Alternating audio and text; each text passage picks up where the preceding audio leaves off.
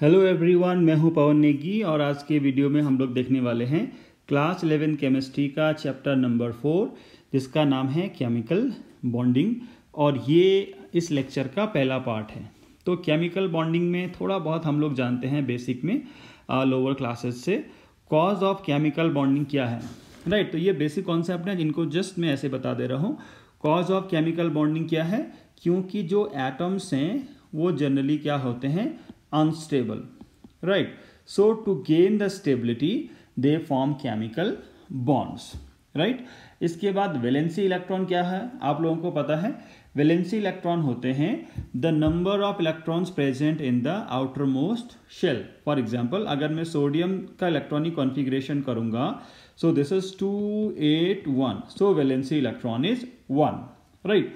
आयनिक bond क्या होते हैं, the bonds which are formed by the ionic interaction between cation and anion। For example Na positive Cl negative के बीच में जो इलेक्ट्रोस्टैटिक फोर्स ऑफ अट्रैक्शन है, वो जो बॉन्ड है वो क्या है, केमिकल बॉन्ड है, राइट। इसके बाद आयनिक बॉन्ड है। कोवलेंट बॉन्ड क्या होता है, ऐसा बॉन्ड जो बना है by the sharing of electron. So hydrogen hydrogen, oxygen oxygen, nitrogen और नाइट्रोजन। तो यहाँ एक एक इलेक्ट्रॉन की शेयरिंग है, so it is a single covalent bond.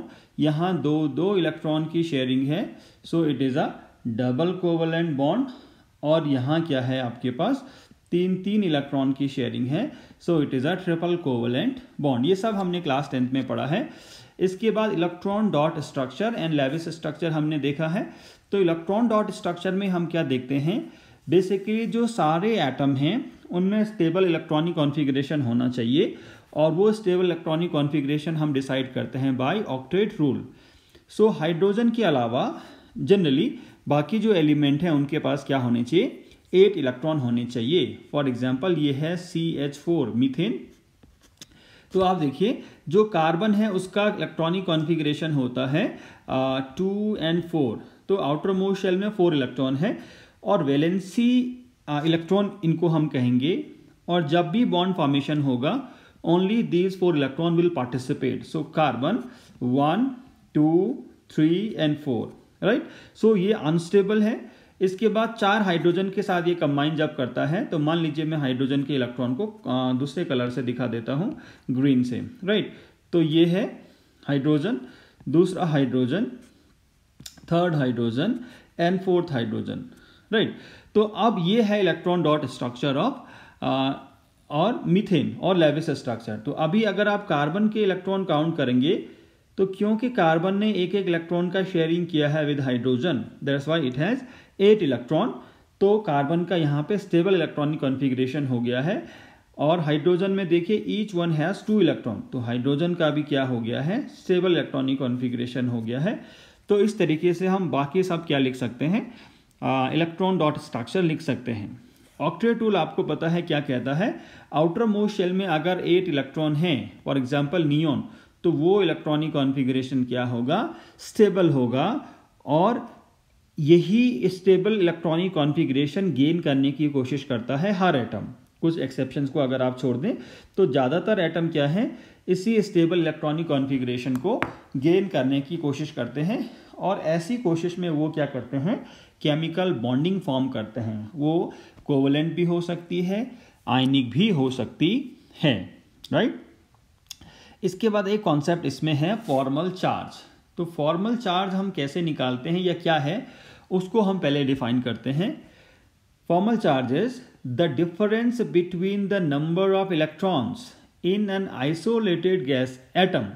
कोई आइसोलेटेड गैसियस एटम में कितने इलेक्ट्रॉन हैं, and the number of electrons assigned to that atom in a Lewis structure, right. मान लीजिए कार्बन है, तो कार्बन जब आइसोलेटेड स्टेट में है, राइट, तो इसमें कितने वैलेंसी इलेक्ट्रॉन होते हैं, 4, राइट। और जब ये कंबाइन करता है, मीथेन जब बनाता है, तब इसमें कितने इलेक्ट्रॉन होते हैं, उसका जो डिफरेंस है वही क्या है, फॉर्मल चार्ज है। तो फॉर्मल चार्ज किसी में नहीं भी हो सकता है, 0 हो सकता है, किसी में पॉजिटिव भी हो सकता है, किसी में नेगेटिव भी हो सकता है। सो हम निकाल भी सकते हैं फॉर्मल चार्ज। तो देखिए, the difference between the number of electrons in an isolated atom and the number of electrons assigned to that atom in a Lewis structure is called formal charge. Formula इसका एक आपको याद रखना पड़ेगा, formal charge is equal to valency electron. मैं आपको बता चुका हूं वैलेंसी इलेक्ट्रॉन क्या है। इसके बाद है non bonding electrons. Non bonding electron का मतलब है ऐसा इलेक्ट्रॉन जिन्होंने बॉन्ड फॉर्मेशन में पार्टिसिपेट नहीं किया है। मान लीजिए अगर हम देखते हैं HCl का बॉन्ड, राइट, तो हाइड्रोजन के वैलेंसी शेल में कितना इलेक्ट्रॉन है 1, और क्लोरीन के वैलेंसी शेल में कितने इलेक्ट्रॉन है 7 इलेक्ट्रॉन। फिर भी क्लोरीन क्या करता है, एक ही इलेक्ट्रॉन का शेयरिंग करता है क्योंकि इसको ऑक्टेट से एक इलेक्ट्रॉन कम है, राइट, तो ये बना देता है HCl, राइट। तो 7 में से एक ने पार्टिसिपेट किया है बॉन्डिंग में, बाकी 6 ने तो नहीं किया है। तो ये जो 6 इलेक्ट्रॉन हैं ये क्या हैं, these are non bonding electrons. और बॉन्डिंग इलेक्ट्रॉन कितने हैं, क्योंकि एक सिंगल बॉन्ड बना है, so in this single bond there are 2 electrons involve. सो ये क्या है, बॉन्डिंग इलेक्ट्रॉन हैं, राइट।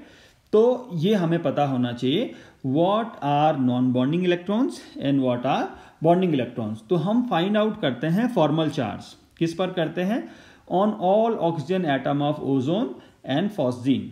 तो क्या है ओजोन और फॉस्जीन हम देखते हैं। तो पहले हमें फॉर्मूला पता होना चाहिए। Formula is formal charge is equal to valency electron minus non bonding electron minus half of bonding electron, right. तो इसके लिए हमें क्या होना चाहिए, electron dot structure of ozone पता होना चाहिए, राइट। तो एक बार हम बना लेते हैं ओजोन को, इसको मैं इरेज कर देता हूं।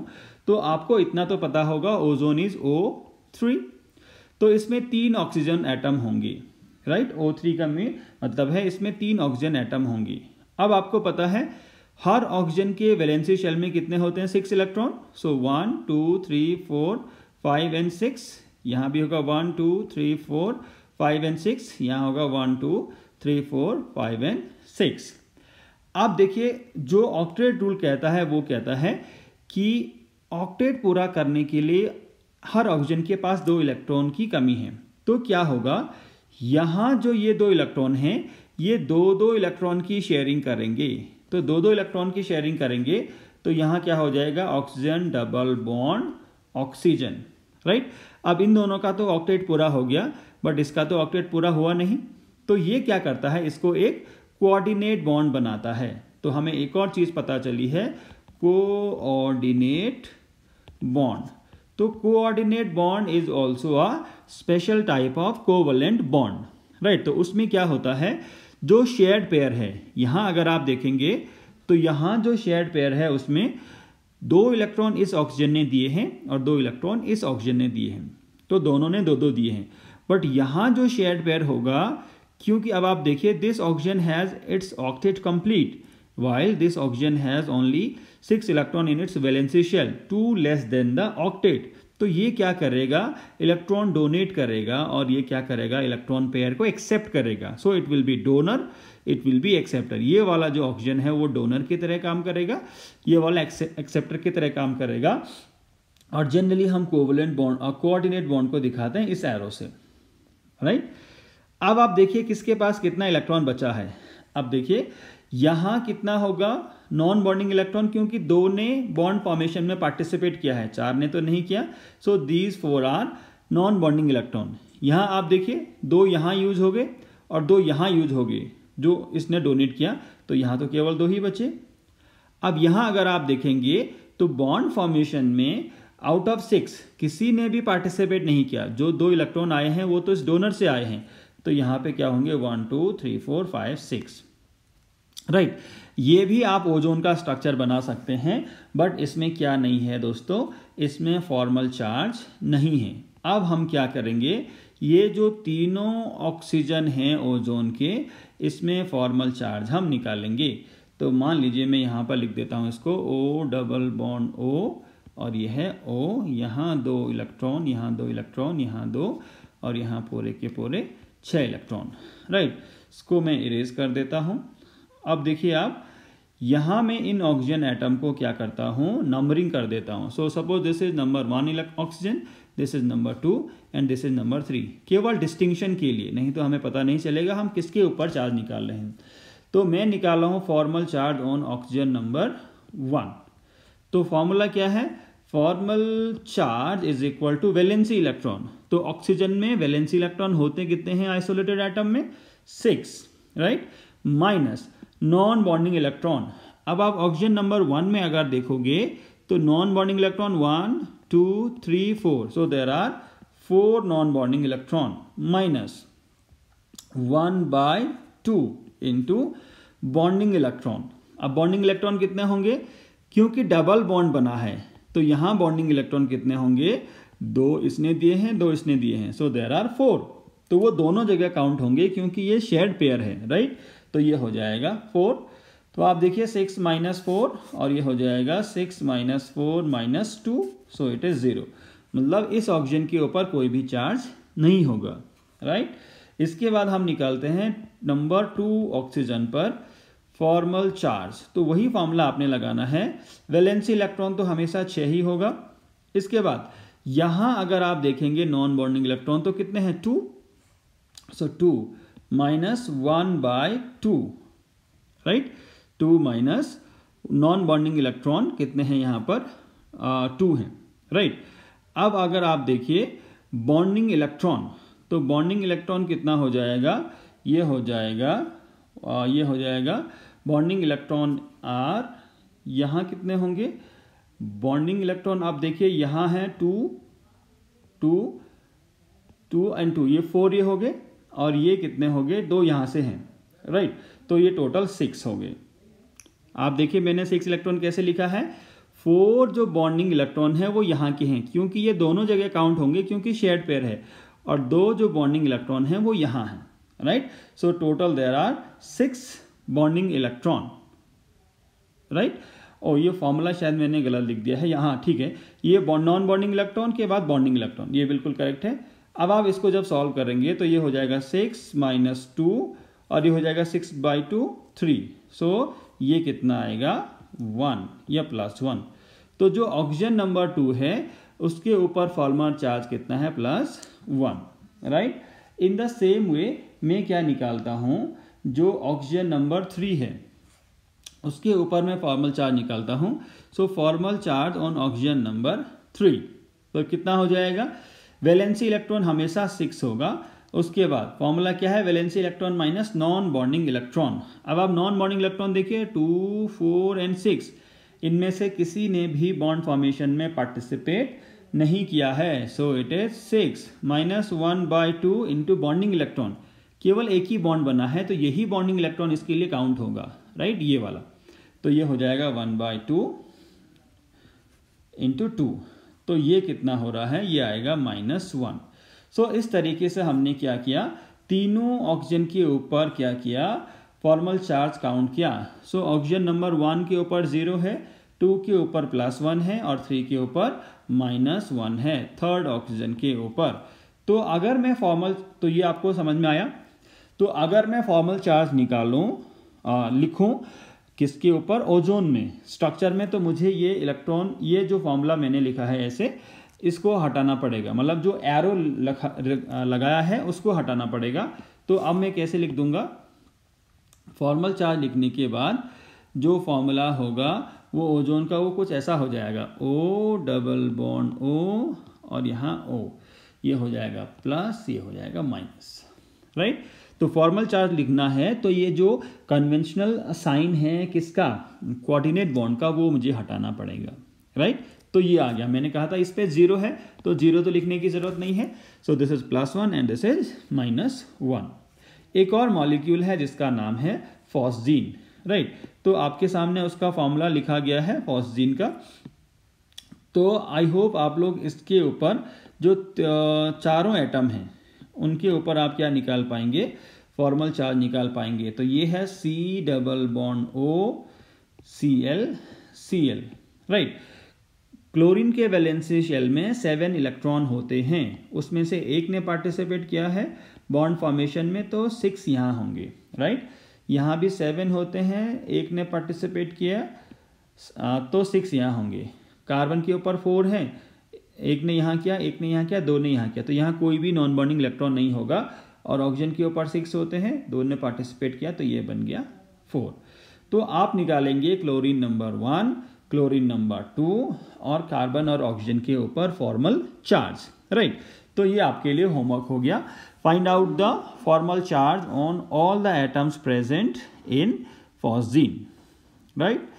इसके बाद हम देखते हैं next topic is what exception to octet rule. हमने क्या कहा है लोअर क्लासेस में जो हम पढ़ते हैं दैट आउटर मोस्ट शेल में अगर 8 इलेक्ट्रॉन होंगे तभी कोई एलिमेंट या एटम क्या होगा, स्टेबल होगा। और अगर आउटर मोस्ट शेल में 8 इलेक्ट्रॉन नहीं है तो मॉलिक्यूल ऐसा गेन करने की कोशिश करता है, एटम ऐसे गेन करने की कोशिश करते हैं और उसी को हम कहते हैं chemical bonding. For example oxygen के आउटर मोस्ट शेल में कितने हैं, 6 इलेक्ट्रॉन। तो मैं ऐसा लिख दूं ऑक्सीजन, राइट। तो क्या ये स्टेबल है, आप कहेंगे नहीं, राइट। तो ये स्टेबिलिटी के लिए क्या करता है, एक दूसरे ऑक्सीजन के साथ कंबाइन करता है और 2-2 इलेक्ट्रॉन की शेयरिंग करते हैं, 1 फ्रॉम ईच ऑक्सीजन एटम। तो यहाँ क्या बन जाता है, यहाँ बन जाता है डबल कोवलेंट बॉन्ड। तो ये ऑक्टेट रूल को सेटिस्फाई कर रहा है, बिल्कुल कर रहा है, क्योंकि अब अगर आप काउंट करोगे तो हर ऑक्सीजन के पास 8 इलेक्ट्रॉन है, 6 तो पहले से ही थे और 2 इसने कहाँ से हासिल किए हैं, बाय द शेयरिंग, राइट। ये हो गया। ऐसे अगर आप नाइट्रोजन में देखेंगे, so in nitrogen there are 5 electron in the valency shell. Nitrogen का जो इलेक्ट्रॉनिक कॉन्फ़िगरेशन है वो है 2-5, right. So again this is not stable and to gain the stability nitrogen will share 3 electrons with another nitrogen. तो ये क्या होगा, इसके पास भी 3 इलेक्ट्रॉन है, तो ये 3-3 इलेक्ट्रॉन का शेयरिंग करेंगे। तो अभी आप देखिए कितने इलेक्ट्रॉन हो जाएंगे एक के ऊपर, ये हो जाएंगे 5 और 3 इसमें इंक्लूड होंगे 8, यहाँ 5 और 3 इसमें इंक्लूड होंगे 8। तो हम लिख देते हैं नाइट्रोजन और यहाँ पर जो नॉन बॉन्डिंग इलेक्ट्रॉन होंगे वो 2-2 होंगे, right. So again this is also obeying the octet rule. तो ये है स्टेबिलिटी का कारण ऑक्सीजन और नाइट्रोजन में। बट जो ऑक्टेट रूल है that is not the universal rule, मतलब वो हमेशा फॉलो होगा ऐसा जरूरी नहीं है और इसके कई सारे एक्सेप्शन हम देखते हैं। तो हम उन्हीं एक्सेप्शन को देखने वाले हैं इन दिस टॉपिक। क्या क्या है देखिए। नंबर 1, जब हाइड्रोजन मॉलिक्यूल बनता है H2 तो दोनों हाइड्रोजन के पास तो एक इलेक्ट्रॉन है और दोनों ही कंबाइन करके क्या करते हैं, H2 बनाते हैं। बट तब भी तो 8 इलेक्ट्रॉन किसी के पास नहीं होंगे, तो it is not obeying the octet rule, exception हो गया। कई बार क्या होता है, कई मॉलिक्यूल्स में क्या होता है, ऑक्टेट पूरा ही नहीं होता है, इवन हाइड्रोजन में भी नहीं है। तो आप देखिए LiCl, तो आपको पता है लिथियम के आउटर मोस्ट में कितने इलेक्ट्रॉन हैं, लिथियम है 2-1, राइट। क्लोरीन कितना है 2-8-7। तो जब लिथियम क्लोराइड बनेगा तब क्या होगा, लिथियम 1 इलेक्ट्रॉन देगा और क्लोरीन 1 इलेक्ट्रॉन लेगा। क्लोरीन ने जब 1 इलेक्ट्रॉन लिया तो ये बन गया 2-8-8, इसका तो ऑक्टेट पूरा हो गया। बट लिथियम आप देखिए ये हो जाएगा 2, यहाँ आउटर मोस्ट शेल में केवल 2 ही इलेक्ट्रॉन होंगे, सो ऑक्टेट इज नॉट कंप्लीट। तो इतने जितने सारे मॉलिक्यूल मैंने यहाँ बनाए हैं, किसी में भी जो सेंट्रल एटम है उसका ऑक्टेट पूरा नहीं है, आप चेक कर सकते हैं, राइट। सो यहाँ लिथियम, यहाँ बेरिलियम, यहाँ बोरॉन, यहाँ एल्यूमिनियम, इनमें से किसी में भी जो सेंट्रल एटम है यानी lithium, beryllium, boron and aluminium, उनमें किसी का भी ऑक्टेट पूरा नहीं है, स्टिल दे एग्जिस्ट। मतलब ऑक्टेट रूल को वायलेट करने के बाद भी ये एग्जिस्ट करते हैं, right. It means octet rule is not universal. इसके बाद है expanded octet of central atom. जैसे देखिए PCl5, मैंने आपको बताया था जो फास्फोरस है वो 2 क्लोराइड बनाता है, PCl3 एंड PCl5।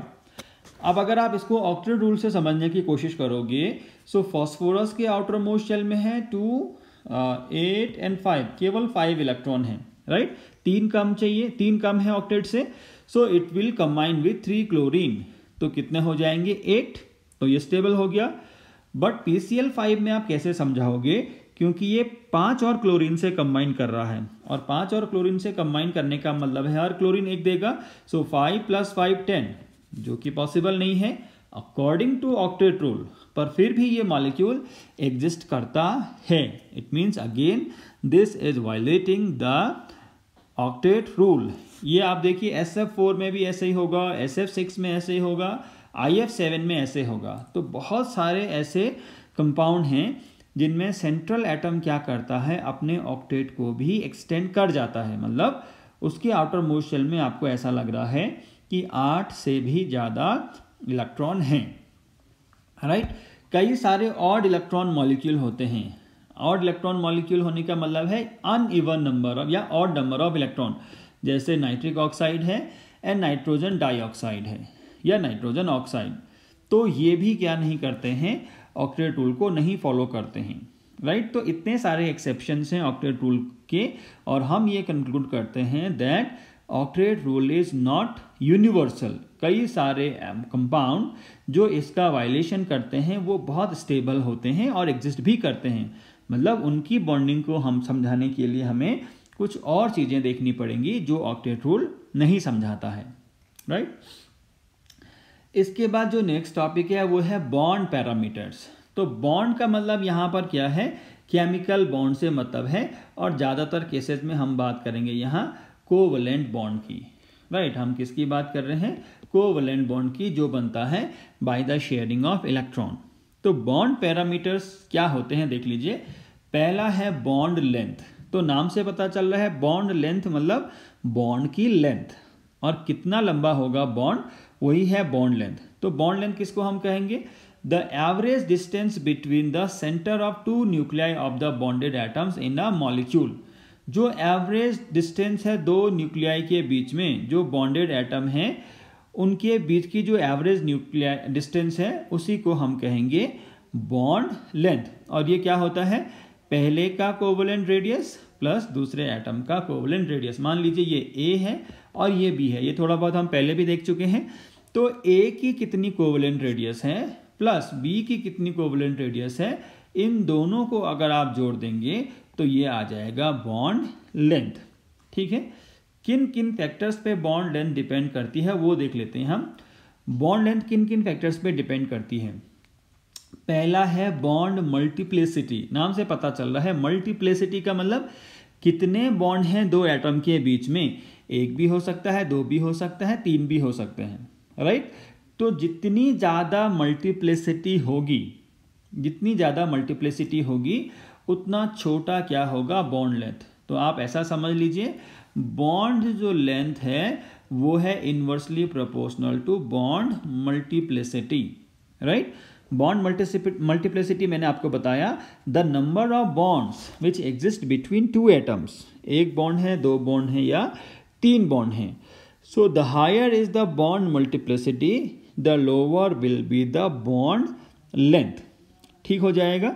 तो आप यहाँ देखिए नाइट्रोजन के बीच में ट्रिपल बॉन्ड भी होता है, नाइट्रोजन के बीच में डबल बॉन्ड भी होता है, नाइट्रोजन के बीच में क्या होता है, सिंगल बॉन्ड भी होता है।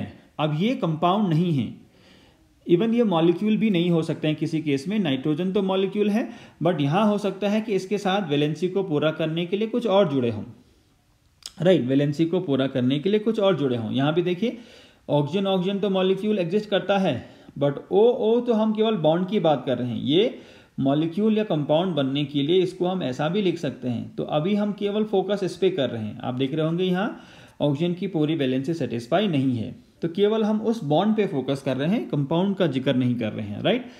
तो नाइट्रोजन ट्रिपल बॉन्ड की सबसे कम बॉन्ड लेंथ होगी। और ऐसा क्यों है, क्योंकि जब दो नाइट्रोजन एटम को तीन बॉन्ड बनाने हैं, सो दे विल कम क्लोजेस्ट, वो सबसे पास में आएंगे तभी वो तीन बॉन्ड बना पाएंगे, राइट। और जब वो क्लोजेस्ट आएंगे तो क्या होगा, बॉन्ड लेंथ सबसे कम होगी। अगर उनको केवल दो ही बॉन्ड बनाने हैं तो इतना क्लोज आने की जरूरत नहीं है, उनको केवल एक ही बॉन्ड बनाना है तो भी इतना क्लोज आने की जरूरत नहीं है। So as the bond multiplicity increases bond length decreases, right. तो ये रिलेशन है, इनवर्स रिलेशन है। इसके बाद है size of atom. The larger is the size of combining atoms the higher will be the bond length. तो ये तो ऑब्वियस है इस डायग्राम से, राइट। ए और बी का ये साइज है, अगर मैं ए का साइज और बड़ा बना दूं, इतना बड़ा बना दूं ए का साइज, और बी का साइज भी बड़ा बना दूं, यहाँ जगह नहीं है, तो ऑब्वियस सी बात होगी क्या होगा, जो बॉन्ड लेंथ होगी वो बढ़ जाएगी। इसी में अगर मैं कर दूं ए का इतना बड़ा साइज होगा और बी का भी इतना बड़ा साइज होगा, तो इसका सेंटर चला जाएगा यहाँ और इसका सेंटर चला जाएगा यहाँ, तो ऑब्वियस सी बात होगी डिस्टेंस क्या होगी, बढ़ जाएगी। छोटे जो एटम हैं उनका मतलब साइज में, राइट, तो उनका जो बॉन्ड लेंथ होगा वो कम होगा और बड़े जो एटम होंगे उनका बॉन्ड लेंथ ज़्यादा होगा। तो ये था बॉन्ड लेंथ। इसके बाद है बॉन्ड एंगल। तो बॉन्ड एंगल किसको हम कहेंगे? The average angle between the orbitals containing bonding electron pair around the central atom in a molecule is called bond angle, right. Average angle की बात हो रही है किसके बीच में? उन ऑर्बिटल्स के बीच में जिसमें बॉन्डिंग इलेक्ट्रॉन होते हैं। अब बॉन्डिंग इलेक्ट्रॉन आई होप आपको समझ में आ रहा होगा। यहाँ जो बॉन्ड बना है इसमें जो इलेक्ट्रॉन है, यहाँ जो बॉन्ड बना है इसमें जो इलेक्ट्रॉन है, यहाँ जो बॉन्ड बना है इसमें जो इलेक्ट्रॉन है, यहाँ जो बॉन्ड बना है इसमें जो इलेक्ट्रॉन है। नॉन बॉन्डिंग की बात नहीं हो रही है। नॉन बॉन्डिंग से हम बॉन्ड एंगल को नहीं मेजर करते हैं, उसका इफेक्ट जरूर पड़ता है बट हम मेजर नहीं करते हैं। तो इनके बीच का जो एवरेज एंगल होगा वो है 109.5 डिग्री, राइट। तो यही है बॉन्ड एंगल।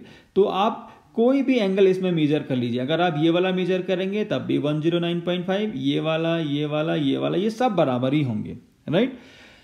तो ये मीथेन का बॉन्ड एंगल है। अमोनिया का बॉन्ड एंगल हमने क्या कहा? The average angle between the orbital containing bonding electron pair. तो इसके बीच की बात हो रही है, इसके बीच की बात हो रही है।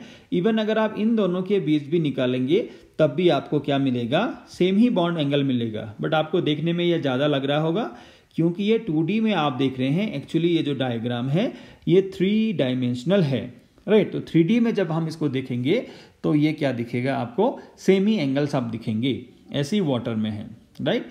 तो बॉन्ड एंगल आई होप आपको समझ में आया होगा। इसके बाद आता है बॉन्ड एंथैल्पी। तो एंथैल्पी से तो हम पहले मिल चुके हैं। Enthalpy means energy, right. अब बॉन्ड एंथैल्पी का क्या मतलब है? बॉन्ड को तोड़ने में जो एनर्जी लगेगी वो बॉन्ड एंथैल्पी, या जब बॉन्ड बनता है तो जितनी एनर्जी रिलीज होगी वो बॉन्ड एंथैल्पी। मान लीजिए AB कोई बॉन्ड है, तो जब हमें इसको तोड़ना है तो कुछ एनर्जी हमें क्या करना पड़ेगा? देना पड़ेगा, राइट।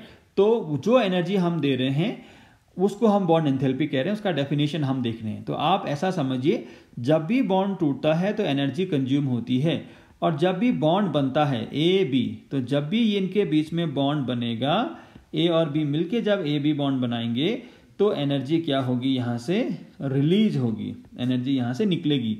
तो वो बराबर ही होती है। जितना बॉन्ड बनाने में एनर्जी लगी उतनी ही, जितना बॉन्ड तोड़ने में एनर्जी लगी उतनी ही एनर्जी रिलीज होती है जब हम बॉन्ड को बनाते हैं। तो बॉन्ड एंथैल्पी क्या है? देखिए, the amount of energy required to break 1 mole of bonds of a particular type. ये बहुत इंपॉर्टेंट चीज यहां पर है। 1 mole of bonds of a particular type. इसका क्या मतलब है? देखिए, पहले तो क्या बात कर रहा है, हमें 1 मोल बॉन्ड तोड़ने हैं, और 1 मोल आपको याद होगा नंबर क्या है? Avogadro number.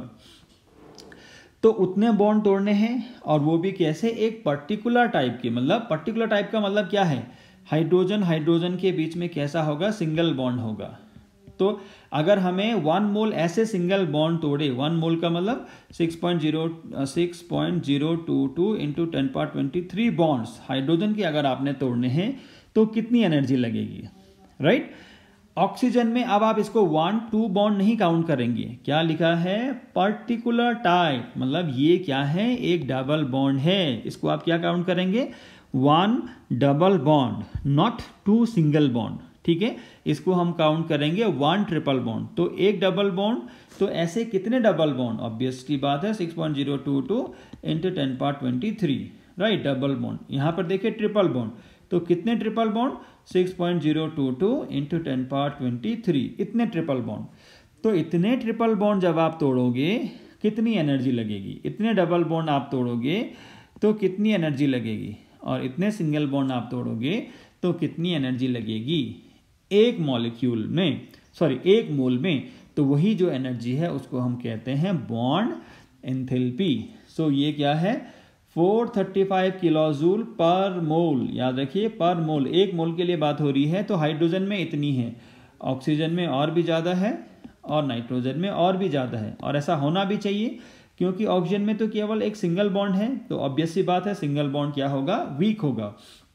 डबल बॉन्ड थोड़ा और स्ट्रांग होगा, और इन तीनों में जो ट्रिपल बॉन्ड होगा that will be the strongest. तो इसलिए जब आपको 1 मोल ट्रिपल बॉन्ड तोड़ने हैं नाइट्रोजन के, so it will require maximum amount of energy, and if you want to break 1 mole of double bonds between the oxygen molecule, 1 mole oxygen molecule, so it will require lesser amount of energy, and least amount of energy will be required in case of hydrogen which have only single bond, right? तो I hope आपको समझ में आया होगा bond enthalpy. अब किन किन factors पे ये डिपेंड करता है वो हम देख लेते हैं। ये डिपेंड करता है size of bonded atoms. Size of bonded atom पे कैसे डिपेंड करेगा, the smaller is the size of bonded atom the stronger is the bond. तो जितना छोटा साइज होगा बॉन्डेड एटम का, छोटा साइज होने से क्या होगा, smaller the size then smaller will be the bond length, smaller will be the bond length, smaller the size smaller will be the bond length, right? Smaller the size, smaller will be the bond length, ये हो जाएगा। तो जितना छोटा size होगा, जितना छोटा bond length होगा उतना स्ट्रॉन्ग बॉन्ड होगा, and stronger is the bond, stronger is the bond, उतना स्ट्रॉन्ग बॉन्ड होगा। अब ऐसा कैसे, इसको हम एक जनरल एग्जांपल से समझेंगे। मान लीजिए आपके पास कोई स्टिक है इतनी लंबी, राइट, काफ़ी लंबी है ये, इसमें स्क्रीन में इतनी छोटी दिखाई दे रही है। मान लीजिए 1 मीटर की कोई स्टिक है लकड़ी की, तो आप उसको बड़ी आसानी से तोड़ लेंगे, या इवन कोई पतली सी रॉड भी है आयरन की तो आप उसको मोड़ लेंगे आसानी से। बट कोई नेल है बहुत छोटी, तो उसको आप मोड़ पाएंगे क्या, ऑब्वियसली नहीं। आप इसको ट्राई करके देख सकते हैं। तो जितना लंबाई इसकी है उतना ये क्या होगा, वीक होगा। छोटी अगर नेल है आयरन की तो आप इसको नहीं मोड़ पाएंगे, राइट। सो हम बात कर रहे हैं the smaller is the size of bonded atom the stronger is the bond. और हमारे पास एविडेंस है, हाइड्रोजन के केस में जो बॉन्ड लेंथ है वो कम होगी, ऑब्वियस की बात है, क्योंकि हाइड्रोजन बहुत छोटा है, उसके कंपैरिजन में क्लोरीन बहुत बड़ा है। तो हाइड्रोजन का जो बॉन्ड एंथैल्पी है वो है 435.8 किलोजूल पर मोल, और क्लोरीन के केस में जो बॉन्ड एंथैल्पी है वो है 243.5 किलोजूल पर मोल। काफ़ी कम है क्योंकि साइज काफ़ी ज़्यादा है, राइट। और यही बात होती है बॉन्ड लेंथ पर भी, या बॉन्ड मल्टीप्लिसिटीज पे भी एक ही बातें हैं। तो देखिए carbon carbon single bond length ज़्यादा होगी, मैंने आपको बताया। Carbon carbon double bond length कम होगी, मल्टीप्लिसिटी का इन्वर्सली प्रोपोर्शनल होता है। और जितना छोटा बॉन्ड लेंथ होगा उतनी ज़्यादा बॉन्ड एंथैल्पी होगी, जितना बड़ा बॉन्ड लेंथ होगा उतनी कम बॉन्ड एंथैल्पी होगा। तो ये वैल्यूज हमें बिल्कुल भी याद नहीं करनी है, ये केवल हमें समझने के लिए हैं, राइट। तो आई होप आप लोग समझ रहे होंगे।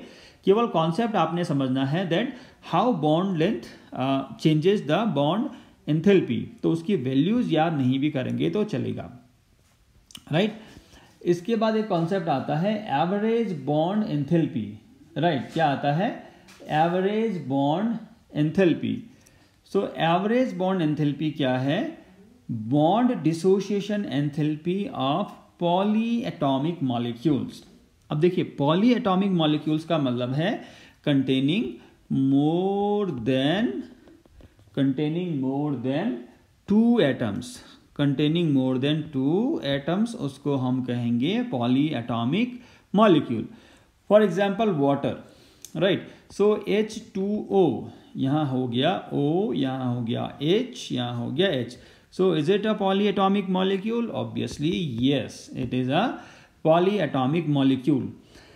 अब आप देखिए इसमें अगर हमें बॉन्ड डिसोसिएशन एंथैल्पी या बॉन्ड एंथैल्पी निकालनी है तो ये एवरेज निकलेगी। क्यों निकलेगी वो भी आप देखिए, क्योंकि जब आप इस बॉन्ड को तोड़ेंगे, राइट, पहले तो ये वाटर का मॉलिक्यूल है, वाटर का मॉलिक्यूल में चाहो आप किसी बॉन्ड को भी तोड़िए, ए या बी, इन दोनों में कोई डिफरेंस नहीं है, क्योंकि ऑक्सीजन और हाइड्रोजन, तो दोनों हाइड्रोजन में कोई डिफरेंस नहीं है।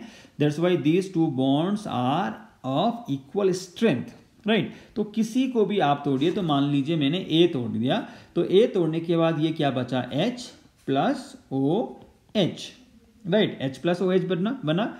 जितनी एनर्जी लगी ऐसे 1 मोल बॉन्ड तोड़ने में, तो वो है यहाँ पर 502 किलो जूल पर मोल। वो कितनी है, 502 किलो जूल पर मोल। ये एक्सपेरिमेंटली फाइंड आउट है, राइट, उसमें हमें ज़्यादा सोचने की ज़रूरत नहीं है। इसके बाद अभी भी मुझे ये बॉन्ड भी अगर तोड़ना है OH, तो ये बॉन्ड भी तो तोड़ना पड़ेगा। तो ये बॉन्ड में जब तोड़ूंगा तो अब जो एनर्जी लगने वाली है, अब क्या बनेगा, ये बनेगा O प्लस H। तो अब जो एनर्जी लगने वाली है वो पहली जैसी नहीं है, अब देखिए वो पहले से कम है, 427 है। तो ऐसा क्यों हो रहा होगा, ऐसा इसलिए हो रहा है, पहले जो बॉन्ड हमने तोड़ा वो वाटर मॉलिक्यूल में से तोड़ा है, और वाटर मॉलिक्यूल एक स्टेबल मॉलिक्यूल है, राइट। और दूसरा जो हम बॉन्ड तोड़ रहे हैं, अब ये बिल्कुल भी वाटर मॉलिक्यूल नहीं है, इट इज हाइड्रोक्सी रेडिकल। आप मान लीजिए ये क्या है, हाइड्रोक्सी रेडिकल है। तो यहाँ जो बॉन्ड स्ट्रेंथ होगी वो अलग होगी। अब आप कहेंगे कि है तो ये OH, बट ऑब्वियस सी बात है तो ये OH, बट ये स्टेबल नहीं है। OH तो एग्जिस्ट ही नहीं करता है, बहुत कम स्टेबिलिटी इसकी है। इसलिए यहाँ जो बॉन्ड एनर्जी लगेगी या बॉन्ड एंथैल्पी लगेगी वो पहले के कंपैरिजन में कम होगी, राइट। तो यहाँ कितनी लगती है, केवल 427। तो अब हमें क्या निकालना है, इनका एवरेज निकालना पड़ेगा। तो एवरेज का मतलब है दोनों को ऐड कीजिए, 502 प्लस 427, और उसको 2 से डिवाइड कीजिए, तो जो आएगा वो हो जाएगा एवरेज बॉन्ड एंथैल्पी। याद रखिए बॉन्ड एंथैल्पी या बॉन्ड डिसोशिएशन एंथैल्पी एक ही बात है। डिसोशिएशन एंथैल्पी में केवल इतना है कि हम केवल बॉन्ड को तोड़ने पे फोकस कर रहे हैं, डिसोशिएट करने पे फोकस कर रहे हैं, राइट। तो ये है एवरेज बॉन्ड डिसोशिएशन एंथैल्पी। ये पॉली एटॉमिक मॉलिक्यूल के लिए ही एप्लीकेबल है, राइट। आई होप आपको इतना समझ में आया होगा। इसके बाद है बॉन्ड ऑर्डर। तो बॉन्ड ऑर्डर का मतलब है, सिंपल सी बात है, कितने बॉन्ड हैं, कितने सिंगल कोवलेंट बॉन्ड हैं in between the atoms in a molecule. देखिए हाइड्रोजन में बॉन्ड ऑर्डर होगा 1, केवल एक ही बॉन्ड है। ऑक्सीजन में बॉन्ड ऑर्डर होगा 2, नाइट्रोजन में बॉन्ड ऑर्डर होगा 3, राइट। आइसो इलेक्ट्रॉनिक स्पेसीज में बॉन्ड ऑर्डर क्या होता है, 1 होता है, सॉरी सेम ही होता है। आइसो इलेक्ट्रॉनिक स्पेसीज में आपको पहले भी बता चुका हूं क्या होती है, having same number of electrons. तो F2 में अगर मैं नंबर ऑफ इलेक्ट्रॉन काउंट करूंगा तो 9 प्लस 9 कितना, 18, राइट। O2 2 नेगेटिव, तो O2 2 नेगेटिव, आप समझ रहे हैं ये क्या है, ये ऑक्सीजन मॉलिक्यूल ना होके ये है पर ऑक्साइड आयन। तो O2 में कितना होता है, ये होता है 8, एक ऑक्सीजन में, फिर दूसरा ऑक्सीजन में 8, राइट। अब यहां देखिए प्लस 2 नेगेटिव का मतलब 2 इलेक्ट्रॉन और आगे हैं, तो ये हो गया 2, तो ये हो गया 18। अब फ्लोरीन का तो हमें पता है FF, बॉन्ड ऑर्डर होता है 1, बॉन्ड ऑर्डर इज 1। तो जो O2 है इसमें भी क्या होगा, बॉन्ड ऑर्डर 1 ही होगा, राइट। इसका स्ट्रक्चर भी हम इसी चैप्टर में देखेंगे आगे। इसके बाद देखिए आप N2 में कितने इलेक्ट्रॉन है, 7 plus 7 14, right, 7 plus 7 14। CO carbon monoxide में कितने हैं, 8 प्लस 6 14। और ये है नाइट्रोसोनियम आयन, इसके बारे में भी ज़्यादा डिटेल में पढ़ेंगे। तो ये कितना होना चाहिए, देखिए नाइट्रोजन में होते हैं 7, ऑक्सीजन में होते हैं 8, क्योंकि प्लस चार्ज है मतलब एक इलेक्ट्रॉन गया है, तो 14। तो इन सब में बॉन्ड ऑर्डर कितना होगा, 3, क्योंकि नाइट्रोजन का बॉन्ड ऑर्डर तो आपने देखा है N ट्रिपल बॉन्ड N। तो इन सब में क्या होगा, बॉन्ड ऑर्डर सेम होगा, राइट। तो बहुत सिंपल सा कॉन्सेप्ट है बॉन्ड ऑर्डर का। इसके बाद जो अगला टॉपिक है वो है रेजोनेंस। तो रेजोनेंस क्या है वो हम लोग समझते हैं। When a molecule cannot be represented by a single structure, but its characteristics properties can be described by 2 or more structure, then the actual structure is said to be resonance hybrid of these structure and the phenomena is called resonance, right। तो resonance simple से क्या है मैं आपको समझा रहा हूं। कई बार क्या होता है, कोई सिंगल मॉलिक्यूल, मान लीजिए बेंजीन आपने क्लास 10th में देखा है, जनरली हम ऐसा भी दिखाते हैं बेंजीन को, या आप चाहो तो इसमें हाइड्रोजन भी दिखा सकते हैं। तो ये बेंजीन का एक स्ट्रक्चर है। अब मैं बेंजीन का स्ट्रक्चर ऐसा भी तो लिख सकता हूं, दोनों में अंतर क्या है आप देखिए, यहां कार्बन कार्बन सिंगल बॉन्ड है, जबकि यहां कार्बन कार्बन डबल बॉन्ड है उसी पोजीशन में, राइट। तो अब ये स्ट्रक्चर होगा बेंजीन का या ये स्ट्रक्चर होगा, राइट, ये कंफ्यूजन है। और एक और बात कि ना तो ये वाला स्ट्रक्चर, मान लो मैं इसको 1 मान लेता हूं, और ना तो ये वाला स्ट्रक्चर बेंजीन की सारी प्रॉपर्टी को समझा पाता है। ऐसा क्यों है? ऐसा इसलिए है क्योंकि अगर इसमें alternate double and single bond होता, यहां देख रहे हैं आप alternate double and single bond, structure number 1 में देखिए, तो क्या होना चाहिए, 2 टाइप की बॉन्ड लेंथ होनी चाहिए, क्योंकि carbon carbon single bond length कितना होता है आपको पता है, it is 154 picometer, and carbon carbon double bond length is 134 picometer. तो हमें क्या मिलना चाहिए, अगर मैं इन कार्बन को नंबरिंग भी कर दूं 1 2 3 4 5 and 6 in the same way 1 2 3 4 5 and 6, तो अगर ऐसा एक्चुअल में स्ट्रक्चर है, 2 स्ट्रक्चर हैं बेंजीन के, तो जो स्ट्रक्चर नंबर ए मान लो, मैं इसको अभी मान लो, इसको मान लेता हूं बी, तो जो स्ट्रक्चर नंबर ए है उसमें कार्बन नंबर 1 और 2 के बीच की बॉन्ड लेंथ कितनी होनी चाहिए, 154 पिकोमीटर।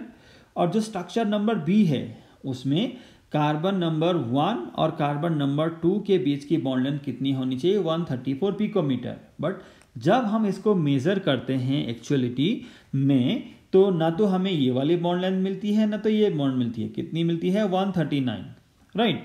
तो इसका मतलब क्या है, ना तो ये स्ट्रक्चर एक्चुअल है ना ही ये स्ट्रक्चर एक्चुअल है, मतलब both structure can not explain all the characteristics properties of benzene, right.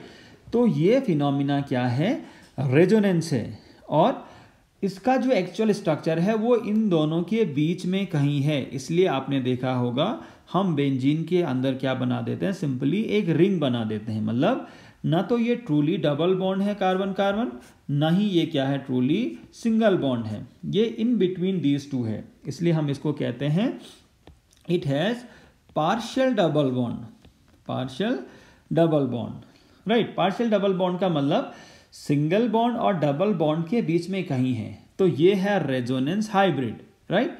So this is what the resonance. तो हमने क्या कहा, when a molecule can not be represented by a single structure, right, जो यहाँ पे हमने देखा बेंजीन के केस में ए और बी में, but it's characteristic properties can be described bye 2 or more structures, then the actual structure is said to be a resonance hybrid of these structure and this phenomena is called resonance। तो ये benzene में हमने देखा, केवल benzene में ही नहीं है, और भी कई सारे मॉलिक्यूल में क्या होता है, कई सारे कंपाउंड में या मॉलिक्यूल में क्या होता है, रेजोनेंस होता है। अभी अभी हमने देखा है ओजोन का स्ट्रक्चर, तो हमने जो देखा ओजोन का स्ट्रक्चर वो कुछ ऐसा देखा, राइट। इसमें मैं प्लस लिख दूं तो इसमें मैं माइनस लिख दूं, तो आप देखिए जो यहाँ डबल बॉन्ड है इसकी बॉन्ड लेंथ क्या होनी चाहिए, लेस, और यहाँ जो सिंगल बॉन्ड है इसकी बॉन्ड लेंथ होनी चाहिए मोर, बट एक्चुअली दोनों की बॉन्ड लेंथ होती है बराबर, राइट। तो मतलब, और मैं ओजोन के स्ट्रक्चर को मैं ऐसा भी लिख सकता हूँ, एक बार ऐसा स्ट्रक्चर लिख दिया, चाहो तो मैं इसमें क्या लगा दूं, एक एरो लगा दूं, और एक बार ऐसा लगा दूं, कोई अंतर नहीं है, क्योंकि आप किसी भी ऑक्सीजन को कंट्रोल नहीं कर सकते हैं, that you will form double bond and you will form single bond.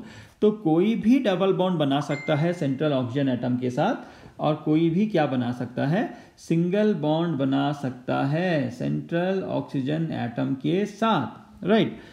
तो क्या होना चाहिए, जो बॉन्ड लेंथ है वो वेरी करना चाहिए, but actuality this is not the case, in actuality this is not the case. जब हम क्या करते हैं, बॉन्ड लेंथ मेजर करते हैं, तो हमें दिखाई देता है that there are 2 bonds having equal length, it is 128 picometer, so this is nothing but the resonance, right।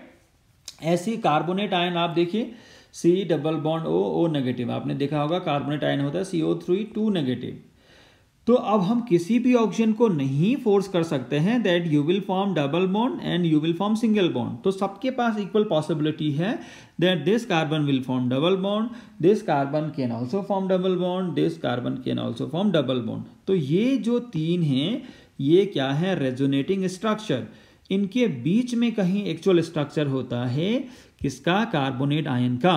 और अगर रेजोनेटिंग स्ट्रक्चर ही असली स्ट्रक्चर होता तो हमें अलग अलग बॉन्ड लेंथ मिलनी चाहिए थी, राइट। हमें क्या मिलनी चाहिए थी, अलग अलग बॉन्ड लेंथ मिलनी चाहिए थी, बट ऐसा होता नहीं है। इसलिए रेजोनेटिंग स्ट्रक्चर में आप देखेंगे, अगर मैं चार्ज को हटा दूं थोड़ी देर के लिए, तो रेजोनेटिंग स्ट्रक्चर में आपको क्या बनाना है, COO, राइट। एक एक बॉन्ड तो सब में है। फिर है पार्शियल डबल बॉन्ड कैरेक्टर, तो उसको हम क्या करते हैं, रेजोनेटिंग स्ट्रक्चर में डॉटेड लाइन से दिखाते हैं, राइट। सो ये जो पार्शियल डबल बॉन्ड कैरेक्टर है, it is shared by all the 3 bonds between carbon and oxygen. इसके साथ साथ आप देखिए, यहां पर चार्ज इन दोनों ऑक्सीजन के ऊपर है, यहां पर चार्ज इन दोनों ऑक्सीजन के ऊपर है, और यहां पर चार्ज इन दोनों ऑक्सीजन एटम्स के ऊपर है। इसका मतलब है the charge is also shared by 3 oxygen atoms, और टोटल चार्ज कितना है, 2 नेगेटिव।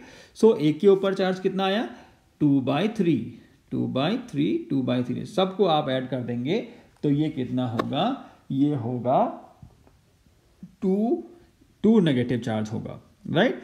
तो ये है रेजोनेंस हाइब्रिड इनके बीच में। इसको हम ऐसा भी लिख सकते हैं, ये चाहो तो आप ऐसा भी लिख दो, राइट। तो रेजोनेंस हाइब्रिड क्या हो गया, कार्बोनेट आयन का यहां डॉटेड लाइन, ये डॉटेड लाइन डिनोट कर रहा है पार्शियल डबल बॉन्ड कैरेक्टर, और यहां होगा -2/3 नेगेटिव चार्ज, -2/3 एंड -2/3, राइट।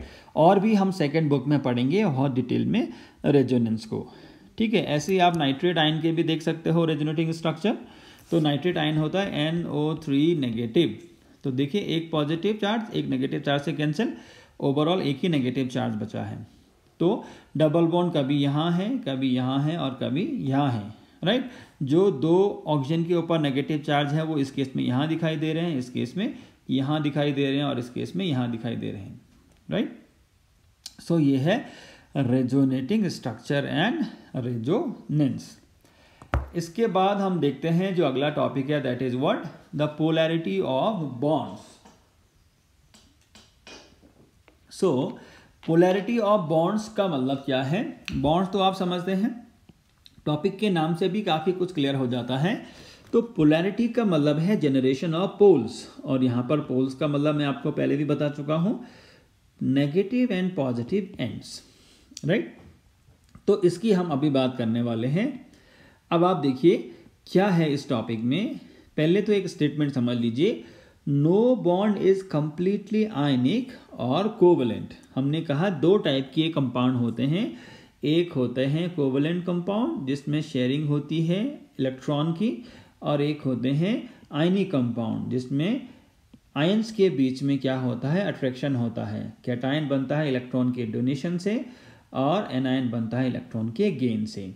अब नया कॉन्सेप्ट हम इंट्रोड्यूस कर रहे हैं आपके लिए, दैट ये जो बॉन्ड आप पढ़ रहे हैं ये तो हम छोटी क्लासेस में पढ़ते हैं, कोवलेंट है, आयनिक है, बट फिर भी किसी भी बॉन्ड में कंप्लीट आयनिक कैरेक्टर नहीं है, किसी भी बॉन्ड में कंप्लीट कोवलेंट कैरेक्टर नहीं है। इसका मतलब है जो आयनिक बॉन्ड है उसमें कुछ ना कुछ कोवलेंट कैरेक्टर होता है, और जो कोवलेंट बॉन्ड है उसमें कुछ ना कुछ आयनिक कैरेक्टर होता है।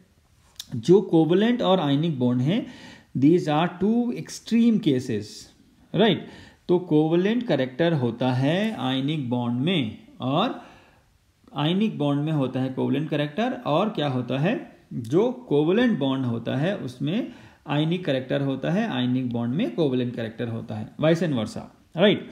अब आप देखिए कुछ एग्जाम्पल हम आपके सामने लिख रहे हैं, HH, ClCl, FF। तो इनको हम कहते हैं व्हाट, होमो न्यूक्लियर मॉलिक्यूल। मैं पहले भी आपको बता चुका हूं, और यहां पे जो बॉन्ड है वो कोवलेंट बॉन्ड है, राइट, कोवलेंट बॉन्ड है, नो डाउट।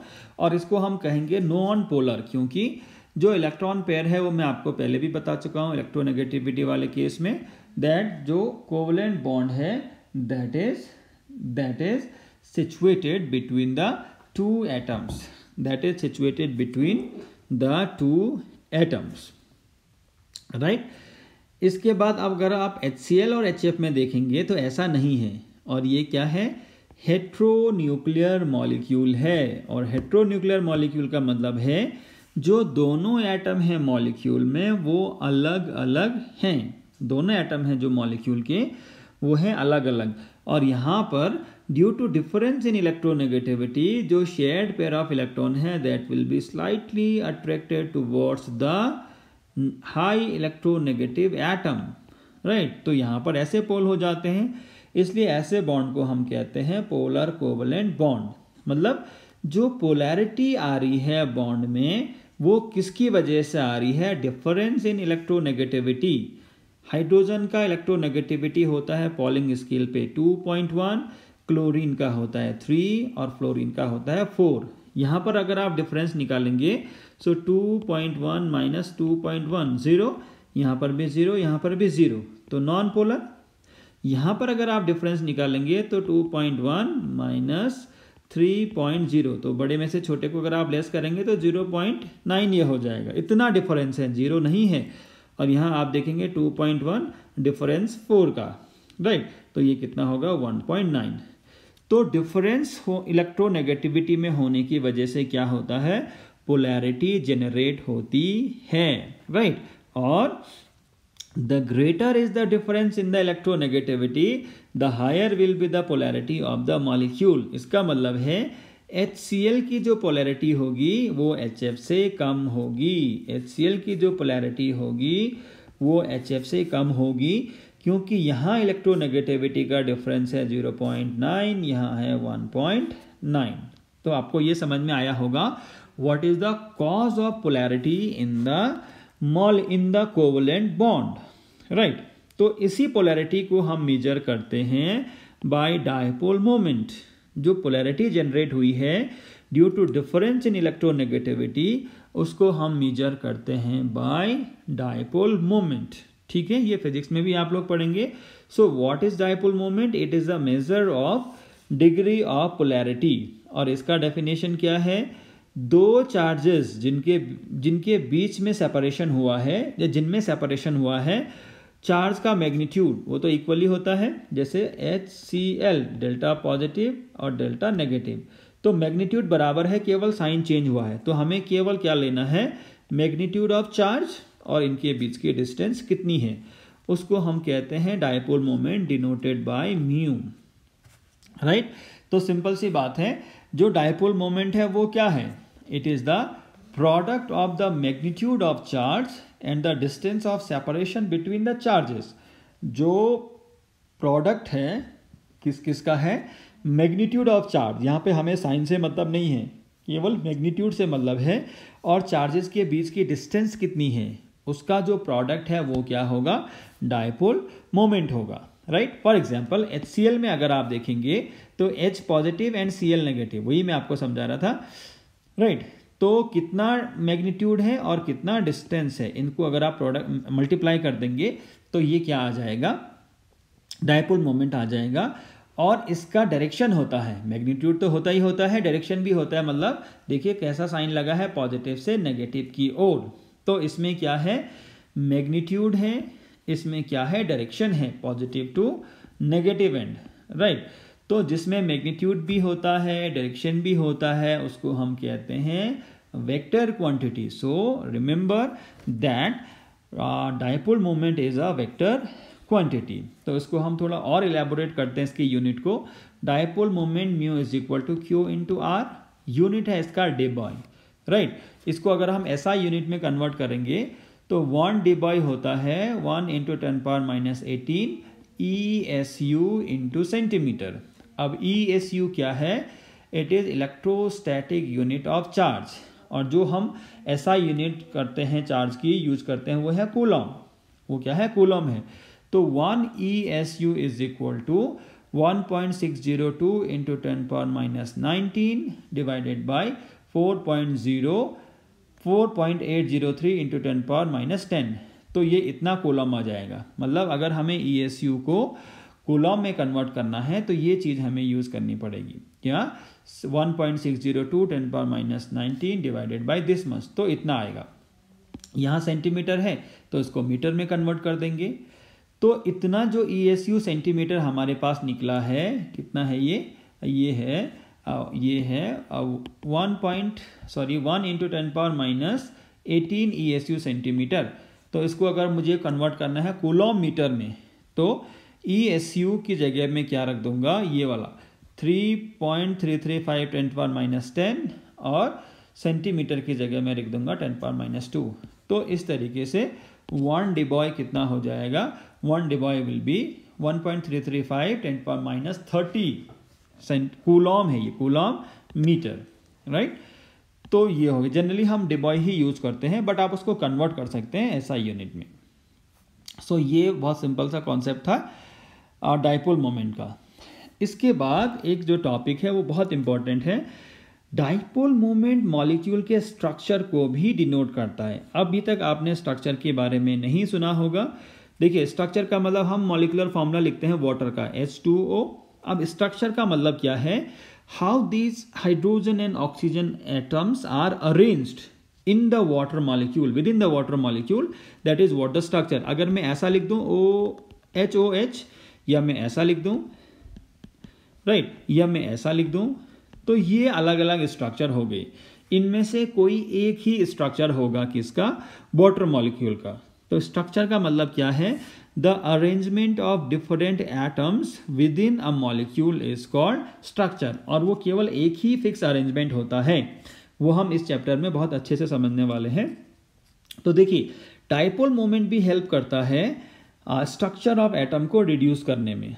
देखिए, अगर डाई एटॉमिक है तो डाई एटॉमिक मॉलिक्यूल है, नाम से पता चला डाई एटॉमिक मॉलिक्यूल का मतलब है it has only 2 atoms, it has only 2 atoms, right. तो डाई एटॉमिक का मतलब है, नाम से पता चला 2 एटम। तो 2 एटम अगर आपस में जुड़े हैं तो ऑब्वियस सी बात है वो एक सीधी लाइन में ही जुड़े होंगे। अगर आप इसको ऐसा भी कर दोगे तब भी ये लाइन सीधी होगी, क्योंकि बॉन्ड तो सीधा ही होगा। अब बॉन्ड तो ऐसा होगा नहीं हवा में, राइट। तो डाई एटॉमिक मॉलिक्यूल हमेशा क्या होते हैं, लीनियर होते हैं, सीधी लाइन में होते हैं, चाहे जितनी भी उनकी इलेक्ट्रोनेगेटिविटी है, चाहे जितना भी उनका डाइपोल मोमेंट है, electronegativity of the atoms and dipole moment of the molecule, right. तो देखिए, HF ये इलेक्ट्रोनेगेटिविटी है, ये डाइपोल मोमेंट है। स्ट्रक्चर हमेशा लीनियर ही होगा, HCl में भी, HBr में भी, HI में भी। डाइपोल मोमेंट की कुछ भी वैल्यू हो सकती है, इंडिविजुअल इलेक्ट्रोनेगेटिविटी कुछ भी हो सकती है, राइट, बट क्या होगा, स्ट्रक्चर हमेशा लीनियर ही होगा।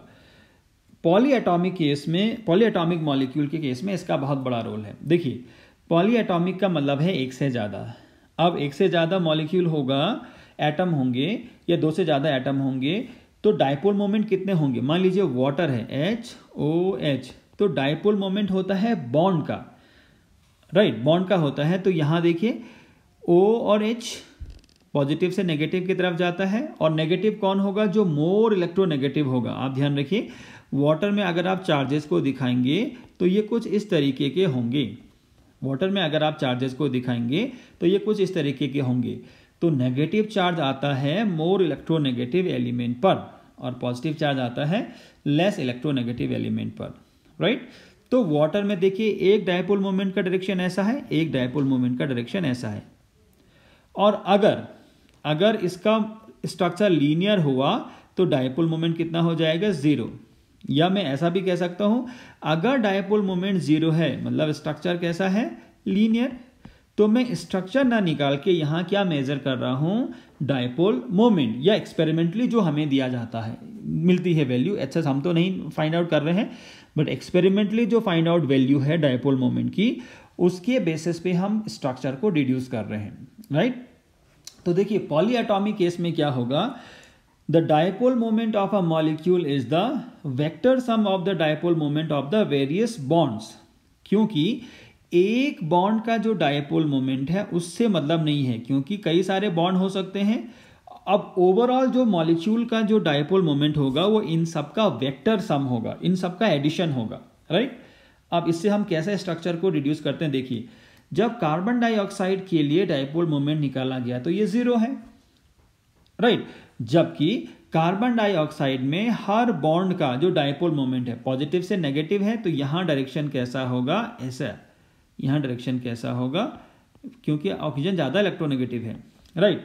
और इंडिविजुअल बॉन्ड का जब निकाला गया तो यह है 2.3D, और मॉलिक्यूल का आ रहा है 0। तो केवल एक ही पॉसिबिलिटी है that these two dipole moment are aligned in opposite direction. ये क्या है, ऑपोजिट डायरेक्शन में है। और ऑपोजिट डायरेक्शन का मतलब एक सीधी लाइन में, C double bond O, C double bond O, del plus del minus del minus. तो यहाँ जो डायपोल मोमेंट है इसकी डायरेक्शन ये है 2.3D, इसकी डायरेक्शन है उल्टी, तो 2.3D। चाहो तो आप इसको माइनस 2.3D कह सकते हो। तो इसको जब हम ऐड करेंगे तो ये कितना हो जाएगा, 0। वेक्टर सम में हमें डायरेक्शन भी देखनी है, राइट। तो डायपोल मोमेंट 0 की वजह से हम प्रेडिक्ट कर रहे हैं that its structure is linear. Water के केस में ऐसा नहीं होता है। वाटर के केस में है 1.84 डिबॉय। इसका क्या मतलब है, वाटर का स्ट्रक्चर कभी भी ऐसा नहीं हो सकता है। अगर ऐसा होता तो डायपोल मोमेंट क्या होना चाहिए था, 0। तो एक बार मैं फिर से आपको बता दूं, हम यहाँ स्ट्रक्चर नहीं फाइंड आउट कर रहे हैं, हम यहाँ डायपोल मोमेंट को मेजर कर रहे हैं और उसके बेसिस पे हम क्या डिड्यूस कर रहे हैं, स्ट्रक्चर। तो क्योंकि वाटर का जो डायपोल मोमेंट है वो 0 नहीं आया, तो कभी भी वाटर की ऐसी ज्योमेट्री या ऐसा स्ट्रक्चर नहीं हो सकता है। तो देखिए कैसा है, वाटर का स्ट्रक्चर होता है बेंट या वी शेप, और ये है बेसिकली ऐसा OHNH। तो अब अगर आप देखेंगे वेक्टर सम जब हम इनका निकालेंगे तो ये इस डायरेक्शन में जाएगा और ये इस डायरेक्शन में जाएगा। ये बिल्कुल एक दूसरे के ऑपोजिट है नहीं, तो ये एक दूसरे को कैंसिल नहीं करेंगे और ये दोनों ऐड होके एक रिजल्टेंट डायपोल मोमेंट देंगे। बहुत ज़्यादा वेक्टर एडिशन आप पढ़ेंगे मैथ्स में और फिजिक्स में, राइट। तो कुछ रिजल्टेंट डायपोल मोमेंट इसका आ रहा है, इसका मतलब है ये कैसा नहीं है, ये कैसा नहीं है, ये लीनियर स्ट्रक्चर नहीं है। तो इस ज्योमेट्री को हम कहते हैं वी शेप ज्योमेट्री, उल्टा वी जैसा बनाया है, वी शेप ज्योमेट्री, और बेंट ज्योमेट्री या एंगुलर ज्योमेट्री भी कहते हैं। तो इंडिविजुअल जो डायपोल मोमेंट थे उनका रिजल्टेंट ऐड होके इतना दे रहा है, राइट। BeS2 में 0 है तो सीधी सी बात है ये लीनियर होगा, राइट। ये क्या होगा, लीनियर होगा। अब आप देखिए एक देख लेते हैं BF3 में, देखते हैं BF3 में 0 आ रहा है, राइट। BF3 में 0 आ रहा है और 4 एटम है, तो लीनियर तो हो नहीं सकते हैं क्योंकि वैलेंसी भी कोई चीज़ है। आप नहीं कह सकते हैं कि F, B, F और F, क्योंकि F के तो 2 वैलेंसी, ऐसा होगा ही नहीं, ऐसा स्ट्रक्चर नहीं होगा। तो जब डायपोल मोमेंट 0 है इसका मतलब है कुछ रेगुलर ज्योमेट्री है, और रेगुलर ज्योमेट्री देखिए ये है ट्राइगोनल प्लेनर, इसको कहते हैं ट्राइगोनल प्लेनर। बहुत सिमेट्रिकल है, यहाँ 120 एंगल, यहाँ 120 एंगल और यहाँ भी 120 एंगल। इसका जो रिजल्टेंट है वो यहाँ, इसका रिजल्टेंट है जो इसका जो रिजल्टेंट है वो यहाँ, इसका जो रिजल्टेंट है वो यहाँ, राइट। अब आप देखिए जो ये रिजल्टेंट है ये इससे कैंसिल हो जाएगा, जो ये रिजल्टेंट है वो इससे कैंसिल हो जाएगा, और ये जो रिजल्टेंट है ये इससे कैंसिल हो जाएगा।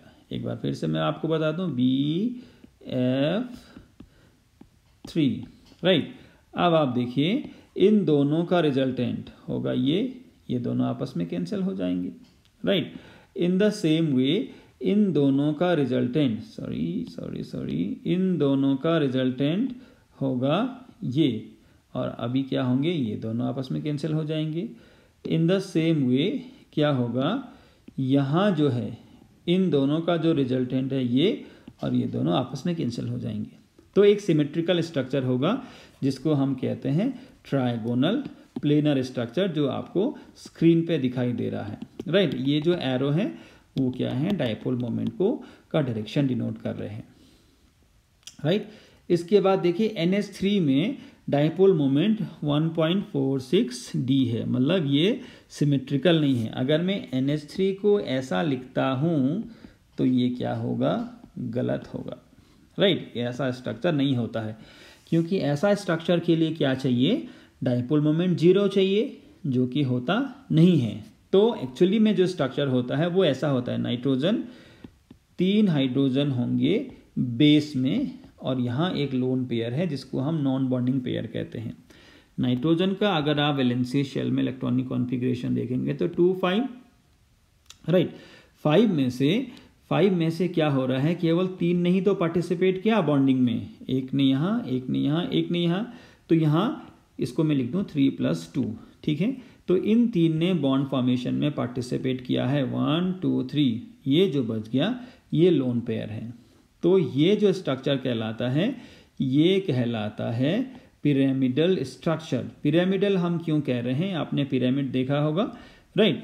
तो ये जो 3 हाइड्रोजन हैं, ये 3 डायमेंशनल में एक यहाँ होगा और एक पीछे की तरफ है, जो स्क्रीन में हम ऐसा ही बना पाएंगे, ये बेस में है, और यहाँ टॉप में क्या है, द लोन पेयर, राइट।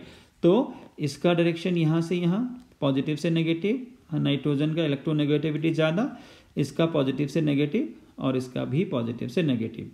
और इवन एक जो लोन पेयर है, राइट, लोन पेयर का जो है वो नाइट्रोजन से लोन पेयर की ओर, क्योंकि इलेक्ट्रॉन के ऊपर तो ज़्यादा ही नेगेटिव चार्ज हम मानेंगे, राइट। तो यहाँ पर 4 जो डायपोल मोमेंट है इंडिविजुअली, उन सब को जब आप ऐड करेंगे, क्योंकि ये सब एक ही डायरेक्शन में पॉइंट कर रहे हैं, आप देखिए 1 2 3 4 सब एक ही डायरेक्शन में पॉइंट कर रहे हैं, तो सब ये जब ऐड होंगे तो ये जो आपको दिखाई दे रहा है पिंक कलर में, ये है resultant dipole moment of the molecule. तो वो कितना है, 1.46 d। तो इसकी ज्योमेट्री ट्रायगोनल प्लेनर या सिमेट्रिकल नहीं है, ये कैसा है, pyramidal, right. So this was the part 1 of the chemical bonding. I hope आप लोगों को समझ में आया होगा, इन केस नहीं आया है तो आप प्लीज़ कमेंट कीजिए, right. And this was all about the part 1 of the chemical bonding. आगे वाले चैप्टर्स में इसमें काफ़ी कुछ चीज़ें हम देखेंगे। And thank you very much for watching, thank you.